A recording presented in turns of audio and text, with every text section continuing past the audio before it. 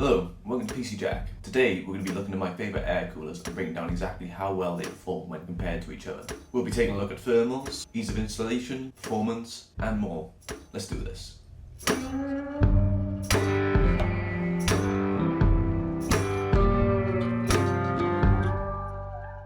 So I thought I'd share this video for anyone that's considering a new air cooler. Maybe you're upgrading from a stock cooler or you're just looking for something that's more suitable for your needs. Today I'll be pitting my three favourite air coolers against each other. Each one is catered towards a specific need for a PC enthusiast. For our testing, we're going to be using my Ryzen 5 2600X. Now, the reason for choosing this CPU is because I have one, but also because it's a 6-core 12-thread CPU that is fairly indicative of what the average user already has for their gaming system.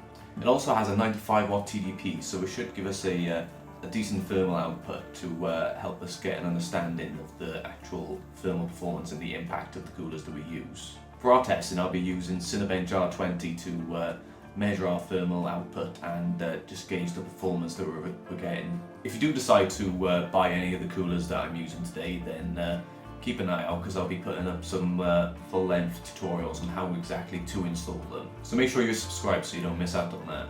Now that we've got all that out of the way, let's get started with our first cooler. First up today is the Vaculator Dark Rock Pro 4.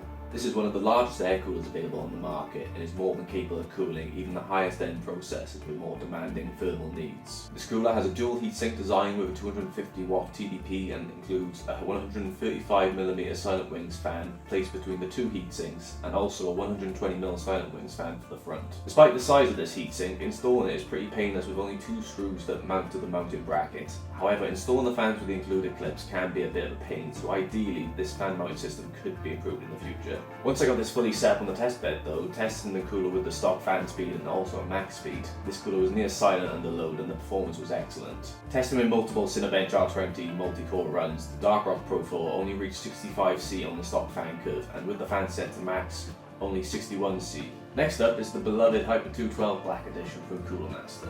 There's a reason this cooler has endured for so long. This unit includes a Silencio FP120 fan, or you also have the option of an RGB version as well. Installation is pretty straightforward using the included backplate. There's 4 screws to connect with the backplate, which can be a little challenging to thread initially, but once you have 2 opposing corners threaded, installation is just a breeze. The fan is then installed using the included clips, which are much easier to install compared to the Dark Rock Pro 4. During my testing, the Hyper-212-black reached a max of 66.5C after multiple Cinebench R20 runs. Max speed, the Hyper-212-black reached 64.5C under load, which is still acceptable. Over running these speeds, you will notice a much higher noise level compared to the Dark Rock Pro 4.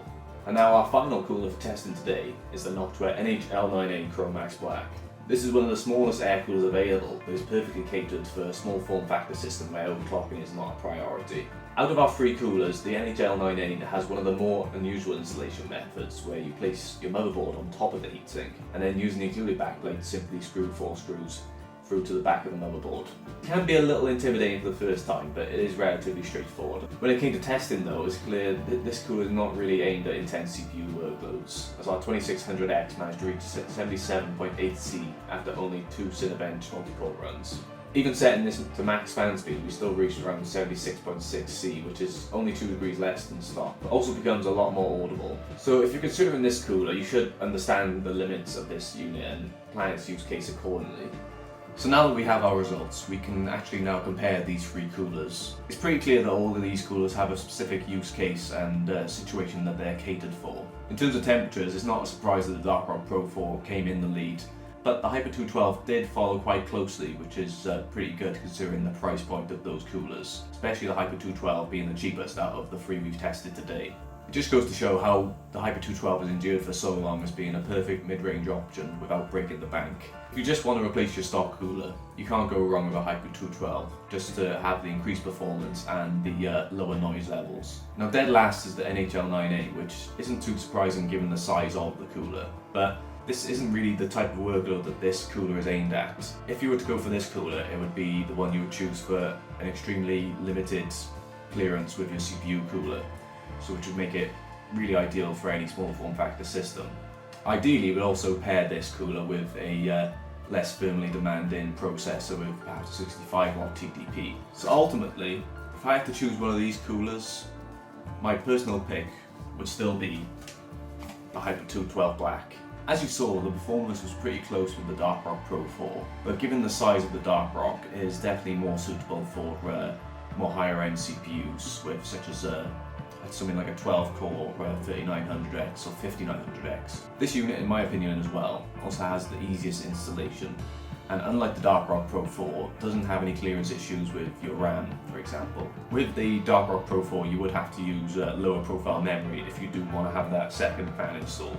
If you're looking to overclock too, this unit should give you a bit of extra headroom. However, you would have to bear in mind with certain processors like Ryzen, for example, they do turbo boost as high as possible out of the box generally, so any overclocking headroom is a bit negated by that, so it's worth considering if you're thinking about it purely for the cooling performance. Now, we shouldn't forget about the Darkrock Pro 4 or the NHL 9A.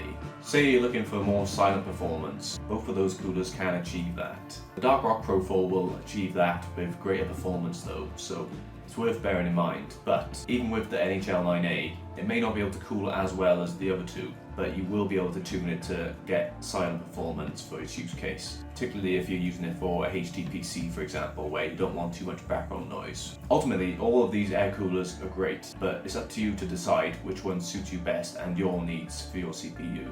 So, there we have it. Those are my favourite air coolers. What do you think of these ones that I've chosen today? Would you be interested in buying one? Or do you already have one? Or would you like me to test any other air coolers? Please let me know in the comments, and if you enjoyed this video, then please feel free to like and subscribe. As I mentioned previously, I am going to be doing full installation guides for all three of these coolers. Make sure you're subscribed so you don't miss out on those when they get uploaded. Until then, thanks for watching, and I'll see you in the next one.